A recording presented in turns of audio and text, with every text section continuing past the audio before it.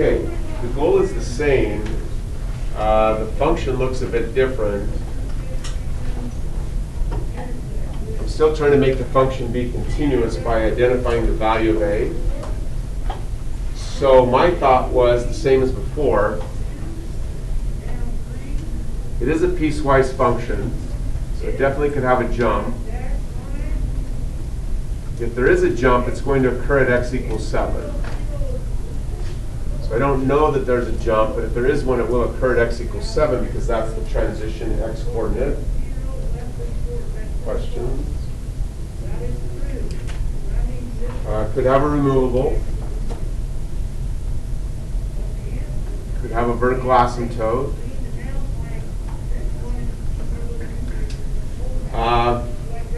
This definitely appears to be something that could factor. So remember the slogan up here that if I, hard to see because of the glare probably, but if I forget to factor, I'm going to fail. So I'm going to factor that out. So let's see. We're going to get 2. Actually, Richard, if you know how that factors? Should we okay? Give your hands. You can see how that factors. Having trouble with factoring, come spend some time after school. Show me your hands. You can see how it factors. Keep your hands up, okay? Let's go, Connor. X minus 30. And x minus 7. Show me your hands if you knew that. 2, 3 for Connor. And of course, the idea here is to find a matching factor in the denominator, which I do find. So that's good news. So now I can do this.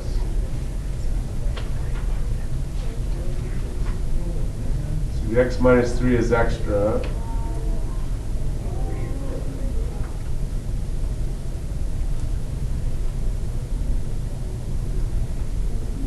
Question.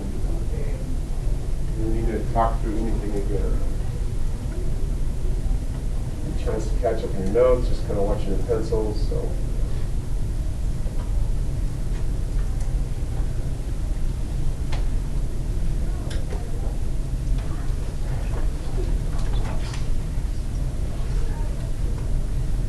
Okay, cool.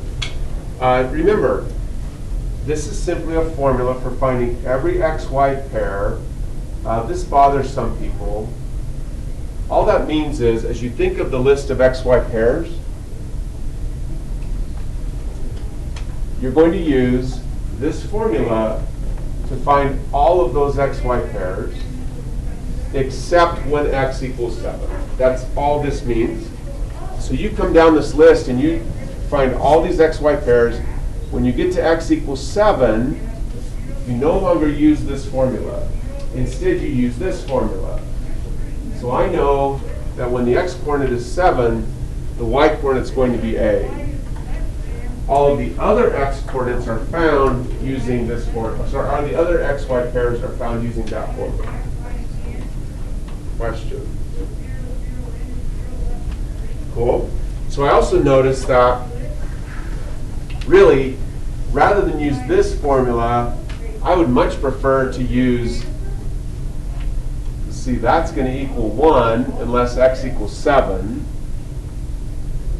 But I don't need to worry about that because when x equals 7, I already know the y coordinate. I'm not using this formula to find the y when x equals 7. So this can be thought of as being 1.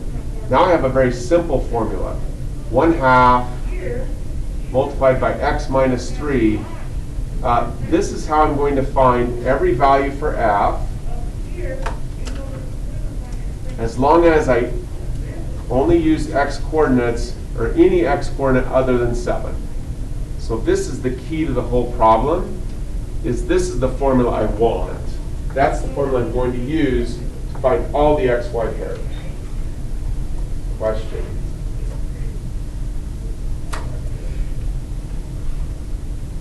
Okay. I have a formula here that has matching factors. There's no extra factor in the bottom, so I'm never going to get this occurring. Get rid of those. I can't get this to occur. I really can't get this to occur other than at x equals 7. So 7 appears to be the x-coordinate that I'm most concerned about. Well, we know that when x equals 7, the y-coordinate is a. Let's figure out what's happening when x is a little bit before 7, when x is a little bit after 7. So we want to do limits again. So I want to write that down so I get points on the AP test because they always check for limit notation.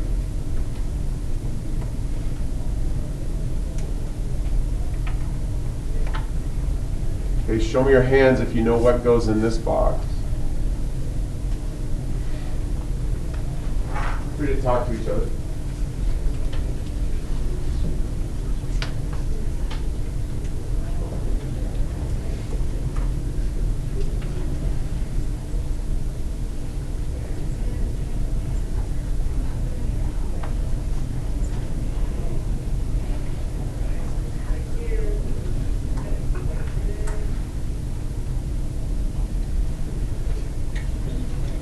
Find someone around you and talk to them. I'd like to get more understanding here. So.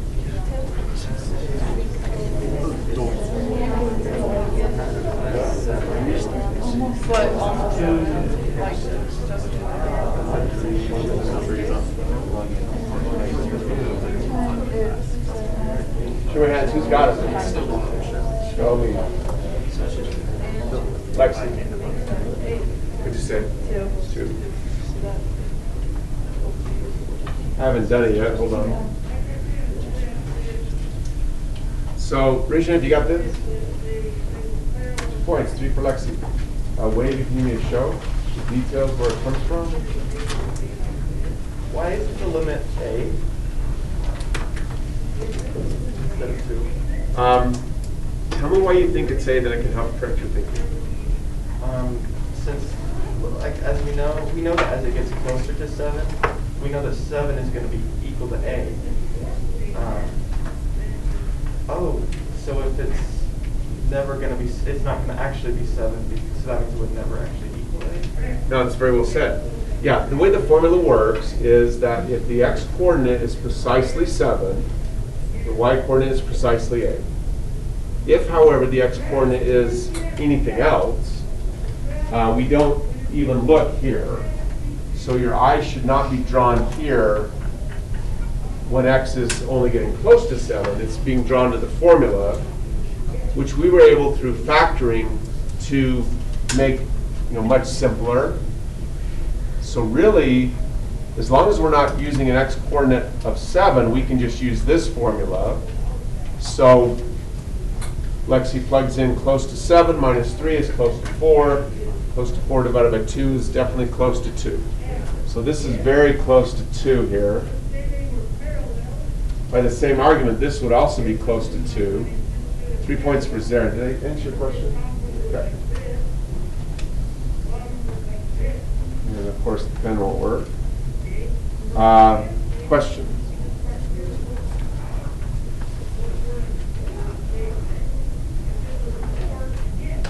Cool. AP Calculus is never about finding the answer. It's about understanding how to get the answer. So raise your hand if you know what I should do now. Like, and it's kind of a trick. It's like I'm just trying to see who understands what the heck's going on. Like, so raise your hand if you know what I would say next. Like, what would I do now? I've got this all figured out. What do I do now? Everybody? Let's go along.